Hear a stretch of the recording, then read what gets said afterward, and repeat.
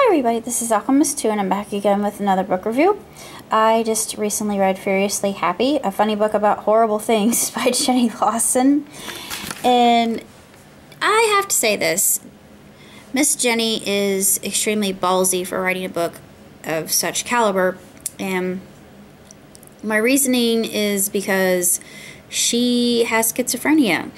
And unabashedly, she explains the course of her disease. And of course, she has a disclaimer in the very beginning saying, my disease is not your disease. And I thought, well, that's great. Thank you. I appreciate that. And I'm glad you're acknowledging other people who have mental illness. And the fact that she tackles the topic that's so taboo to so many of us, that's brave. It's bold. I would even say brazen, but I'm glad she did it. And she doesn't apologize for anything, by the way. And a lot of the chapters are just absolutely hysterical. One of the chapters is my phone is more popular than I am, or my phone is more fun than I am. She does a lot of taxidermy. She gets a lot of things that are stuffed. And I thought, well, that's kind of odd, but it's very, very, very humorous. It's just very tongue-in-cheek, and she tends to be a little bit chastising at times of herself, but I guess that's just, I'm thinking artists like Lawson they have suffering, and it reminds me of Big Magic when Elizabeth Gilbert talks about how it seems that the martyr hijacked artistry and told it, oh, you have to be one who undergoes just pain and even excruciatingly so in order to make your art worthwhile and worth whatever paper you put it on, depending on what you're doing, what you're crafting. It doesn't always have to be made out of paper. It could be a very elegant wool sweater, and yet your blood, sweat, and tears is in it. You've pricked yourself God knows how many times. But yeah, that's my analogy, and she has a lot of really good analogies that I really enjoyed. And God love her husband. Her husband's put up with a lot, but they're the perfect match, and it gives me hope that I will meet mine as well. I like the illustrations. I like this cat rodeo. That's actually at the very beginning and at the very end. It's a raccoon on the back of a cat. And she has a lot of different photographs from a lot of different trips that she took, like when she went to Australia. She wanted to go to New Zealand. She actually thought it was a misunderstanding. It was a trip that she believed that she was going to be seeing the land where the Lord of the Rings had been filmed, but then she's in Australia. She's like, damn it, I should have been in New Zealand. And yeah, I'm gonna read some of these chapter titles because they are absolutely brilliant. A series of unfortunate disclaimers. Actually, that's the very beginning. Note from the author: furiously happy, dangerously sad. I found a kindred soul, and he has a very healthy coat. My phone is more fun to hang out with than me. I have a sleep disorder, and it's probably going to kill me or somebody else. How many carbs are in a foot? Pretend you're good at it. George Washington's dildo. That one's pretty funny. I'm not psychotic. I just need to get in front of the line. Look at this giraffe. That's all in caps. It's like your pants are bragging at me. Nice bass. That one was funny. It was when they were on vacation, and they hadn't gotten very much sleep, and her husband thought that they were being robbed, and they're on the surveillance. They caught this guy in his skivvies, and on the back it said nice bass.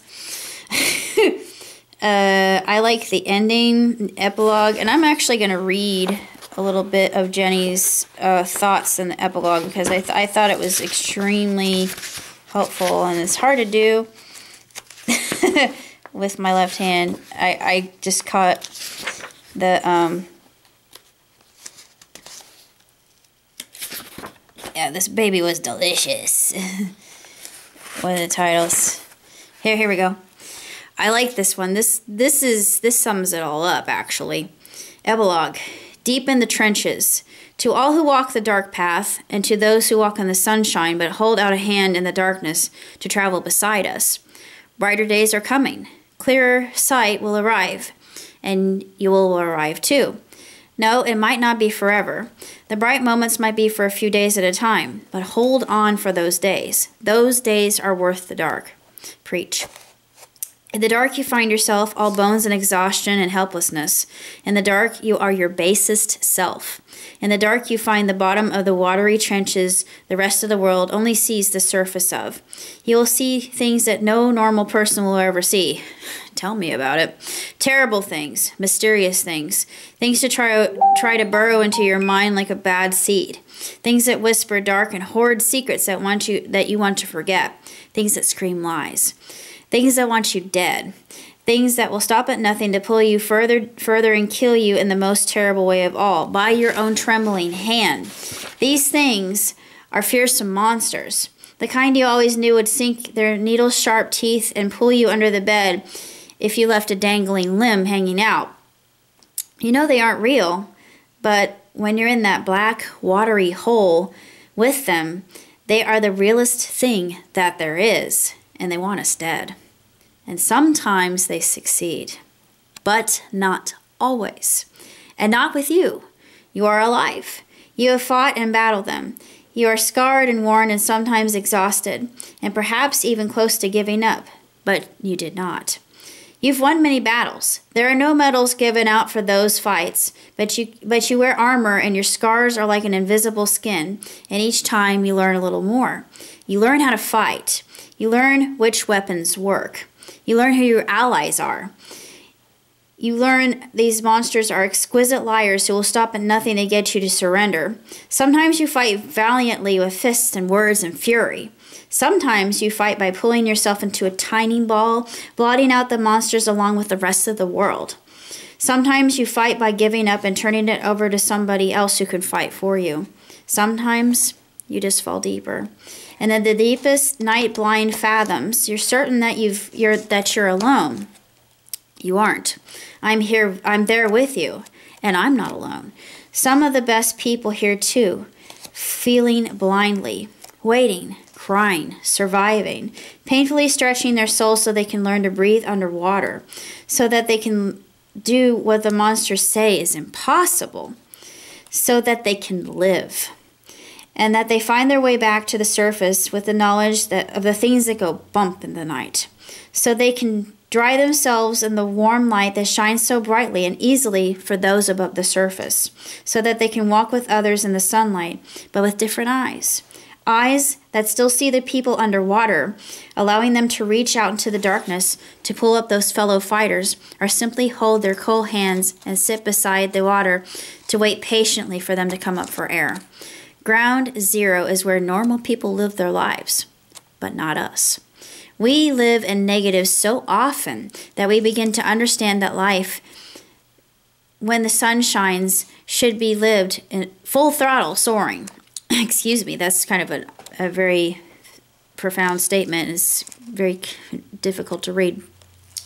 The invisible tether that binds the normal people on their steady course doesn't hold us in the same way. Sometimes we walk in the sunlight with everyone else. Sometimes we live underwater and fight and grow. And sometimes we fly.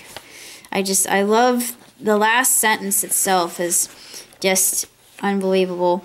And then, of course, she writes acknowledgement, and the acknowledgements are funny.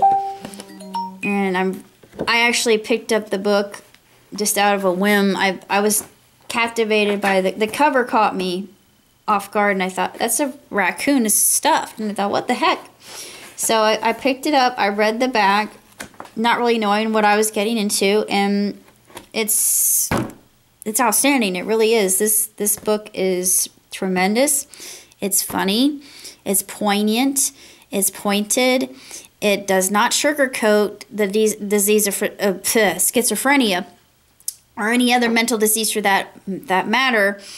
And I'm glad that she talks about this, because so many people they're scared. They don't understand. And the mind in and of itself, the chemical potion or the concoctions running through our brains, science in itself doesn't really comprehend how that whole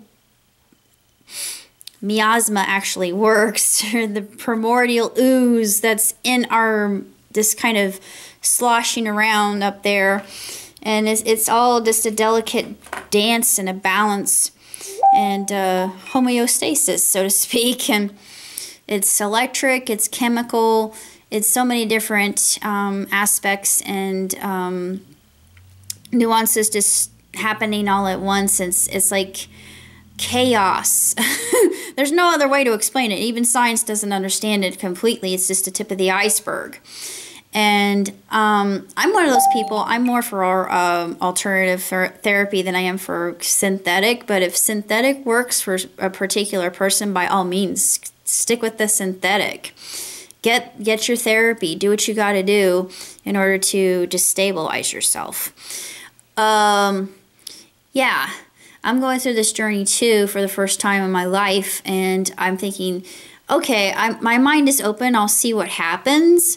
I'm not going to put a label on myself, even though a label was put on me. Yeah, they said, the lady I spoke to, she said I was bipolar. I'm on the manic side, but I just thought, no, that can't be possibly right. That I know I'm very energetic. I know I have a very rapid mind. I'm just like a machine gun with my ideas, but I can't see myself as bipolar. I don't believe it. So I'm going to get further study done on what exactly is going on with me. I will take the designer pills that I've been given to see if it helps. If it makes me a zombie, I ain't taking them no more, because I was on Zoloft a long time ago, and it was terrible. It made me the Walking Dead, and I did not enjoy that. I was devoid of any kind of real sensation, and it just, when you're in that kind of blank stare fog and just looking at people with no affectation, they're like, what is wrong with you? It's like, Zoloft.